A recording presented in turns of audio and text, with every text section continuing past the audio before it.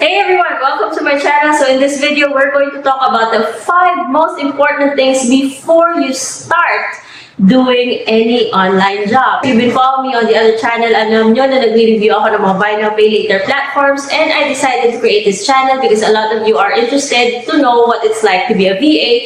A lot of you are interested to learn kung how to do the VA job, and I'd like to help you out with that. Kung una kayo magreklamo if mag-i-English tayo dito, we will be using Taglish because guys, you're here because you want to be a VA, di ba? Being able to communicate effectively in English is part of the being a VA. So kaya, sa mga masasabi, ang ate kasi ng English tayo dito, baka naligaw ka te. So, i-share ko sa inyo yung mga 5 most important things na dapat, yung parang checklist nyo na dapat meron kayo or dapat kinonsider, pinag-isipan nyo even before you start creating an account sa mga sites like Upwork. These things are very, very essential to those na gustong maging VA, and you're going to thank me later. So everyone, my name is Red, and kung pina-follow nyo dun ako sa kabilang channel, I review buy now, pay later platforms sa mga utang. Dito naman sa channel na to, gusto ko kayo. So in this video guys, kasi officially the first video for this channel, Admin Red, I will just focus on the things, because I am just gonna assume that you all here have not started working online yet or haven't experienced working online yet, and you're thinking about finding success as a VA. Parang along those lines, guys. It's gonna make sense the moment na meron na kayong first project, whether you're going to do an hourly job or a contractual job, na project. These 5 things are gonna make sense. So number 1, guys, your email address. So please come up with an email address na medyo professional sounding. Don't go with email addresses like love 2022, ganda ko 2022. Come up with an email address na professional sounding. And also don't use this address for your Facebook and for your subscriptions, mga kung ano-ano dyan. Just dedicate this email address as much as possible. It should carry your identity. For example, you can use your first and then your last name and a series of numbers. Kasi alam nyo, minsan para may duplicate. But just make this email professionally sounding. And also guys, please, huwag nyo kalimutan yung mga email, yung mga password nyo. Knowing you guys from the other channel, more often than not, isa sa mga problema nyo is yung access sa mga email nyo. So please be responsible enough to not lose access dun sa mga email address nyo. And have an email address that's dedicated for online jobs. Alright, number 2 guys, PayPal. As early as now, even before kayo mag-create ng Upwork account, even before kayo mag-take ng first project nyo, hourly man or project-based guys, it's important na may PayPal na kayo guys. Because PayPal, minsan, napakahigpit nila, minsan maarte si PayPal. You can just imagine the number of times na ni-hold ni PayPal yung aking pay. And it was really a headache. Calling them is not easy. Verify this and that, yung ganon. Sometimes it takes 1 to 2 weeks bago ma-resolve ang issue guys. And we're all lucky now because PayPal can now be linked to your GCash, so it's a lot easier to receive your funds from PayPal to GCash. But the reason kung bakit sinasabi ko sa inyo na dapat may PayPal na kayo as early as now and may GCash na kayo as early as now, because you might need time to verify those accounts. So pag-verify yung accounts, diba, mas easy yung pag-transfer funds. And get familiar with PayPal, with GCash as early as now, even before you start receiving pay future clients.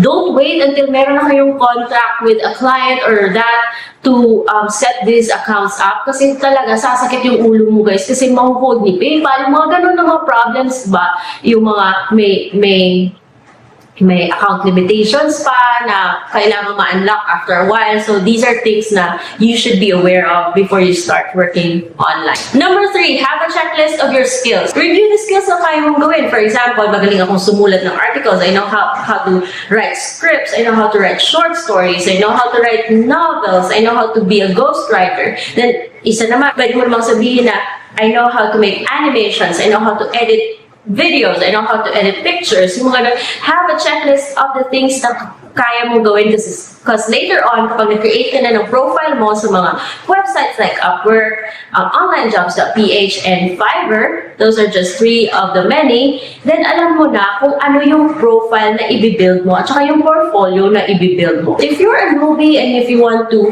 start working online, please don't set so high expectations, guys. Start small. It's gonna be like a ladder. You're gonna start somewhere, but you have to take the first step. To do that, you have to identify kung ano yung kaya mong gawin.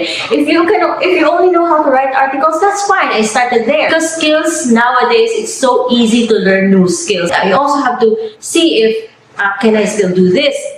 Is my knowledge updated? Ano pa yung pwede kong ma-add sa current skills ko para maganda yung profile ko sa aking mga prospect clients. So be prepared, have a checklist of the things that you do. Fourth is your equipment. Kung nagsistart ka pa lang, huwag ka kaagad mag-isip na gusto ko mag-online job, dapat ganito yung PC ko, dapat super high-tech yung setup ng computer ko, dapat yung office ko, may ganito, may office chair, may ganito, may ganito. Don't. Just make do with what you have. If you have a working PC na kaya mag-run ng mga basic Microsoft Office applications, hindi siya mabagal kapag nag-open ka ng mga applications online, then you should be good to go. Also, kung wala ka mang PC, wala ka mang laptop, there are jobs that you can do using just an iPad or using just a tablet. There are also jobs that you can do with just using your cell phone. Na kung wala ka talaga, guys. Again, kung gusto, may paraan. For example, you want to start working online, and then wala kang computer. Paano yan? Actually, guys, pwede ka pumunta ng computer shop. If, for example, kumuha ka ng contract na gusto mo maging writer, you can actually do this in computer shops. For example, I had this job before na magsusulat ako ng 6,000 words na chapter. And they paid me $25 per chapter. So $25 times 50, that's more than 1,000 pesos, di ba? And at that time, wala akong internet sa bahay. So I had to go to a coffee shop to complete the chapter. So one chapter, guys, I could finish one chapter in 2 hours, and that's 50 pesos dun sa computer shop. What is 50 pesos for something that will earn you 1,000? And it's only 2 hours. So try to be resourceful in this thing, guys. When you're starting, you don't have to think of something grand. You don't have to think that dapat ganito yung equipment mo, ganito yung chair mo, ganito yung office setup mo. Just make do with what you have. So kung cell phone, there are jobs that you can do on a cell phone. There are also jobs that you can do on an iPad or a tablet. And also there are jobs that you can do by, kung meron kang laptop, wala kang internet sa bahay, you can buy prepaid yung smart bro, yung ganun. Or you can take that laptop and go to a coffee shop where you can do jobs. Yeah, dapat alam mo kung anong meron ka, anong skills meron ka, and that will help you later on sa pag-search ng jobs when you're still starting out. And finally, internet connection, guys. So what if hindi ko pa afford magkaroon ng stable internet connection because yun nga, magsa-start pa lang. Kung prepaid lang yung internet mo for now, then do a job kung saan kaya ng prepaid internet connection mo. For example, pwede kang mag-writing jobs, pwede kang edit ng pictures, na kung saan kailangan mo lang yung internet kapag nagbabasa ka ng email, kapag nagsasubmit ka ng kapag nagsasubmit ka ng pictures, nagsasubmit ka ng short stories. So, when you're starting out, use whatever is available sa'yo, and that will help you find jobs na kaya-kaya mong gawin. So these are the 5 most important things, guys. For me, don't even start creating an account sa Upwork, sa mga online jobs PH and the like, unless you've already reviewed these other things. And the most important thing here, guys, is that don't quit your job just yet. Kasi online job is not for everybody. For some, it's not an overnight success. I did a series of gigs before I finally found a client na kung saan naka full-time ako sa kanya. Kung meron kayong stable job ngayon, don't quit your job and look for a job online. Start small, yung project lang, gigs lang. Once you get the hang of it, you can start planning kung paano maging more lucrative yung endeavor mo sa ganito. So I really hope, guys, those things are helpful. We'll do this again next week, and I'm going to review the questions na nilagay mo sa akin, and probably next week, we'll talk about getting started on Upwork. Let me know what you think. Put it in the comment section below. Bye!